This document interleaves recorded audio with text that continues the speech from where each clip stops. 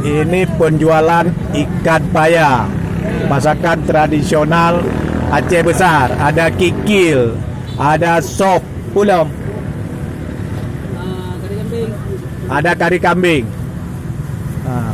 Ini dia. Ini apa ya, Oke? Ini apa nih? Dan itu kari kambing. Kari Kambingnya habis juga masih kuah nih. Oh, buah ada. Ya, kuah juga. Ya, Oci pegang apa aja nih Oke jualan nih? Ya, ada semuanya ada di pikir ada, kapaya ada, hiu ada. Ini ayam masak ada juga. Itu ayam masak. Ya, ayam boleh. Ini di mana lokasinya di mana nih? Ya, itu ayam tangkap ada juga tuh. Ini ayam tangkap. Ya, ayam kari. Satu porsi berapa nih? Kalau ikan paya berapa? 20.000. Yang lain 20 juga. Ya, kari kambing satu porsi 20.000. Ya. Ya, Kalau kikil? pikir 13.000 aja. Kurang pria ya. Ya. Apa disimpan anak kalau? Simpan pesawat. Ya. Simpang anak galuh ya. Berapa satu hari berapa habis ikan paya? Mami, jangan seperti itu. Ikan paya pada habis. Kapaya 15.000 aja. Satu hari berapa banyak habis? Ya, sehari 5 kilo habis.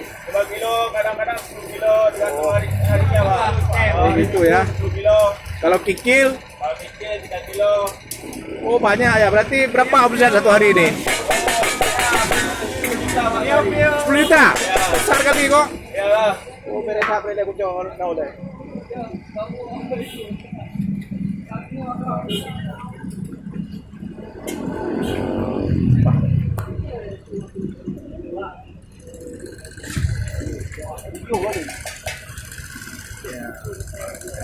Itu banyak, enggak apa-apa dia.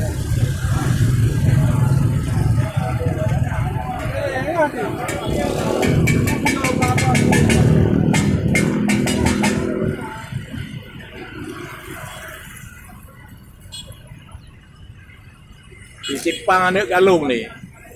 Ini jualan kuliner di Simpang Anak Galung. Kuliner khas Aceh Besar. Rumah makan Bintara Baru.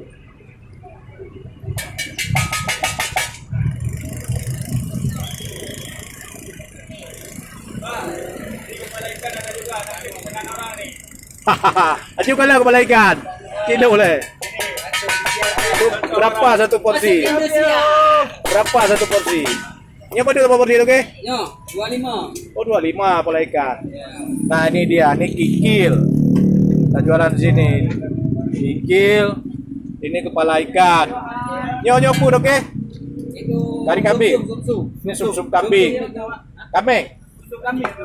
Berapa satu porsi? 10.000. Kurang pria. Nah ini ikan paya. Ikan paya kikil. 20.000 ikan paya.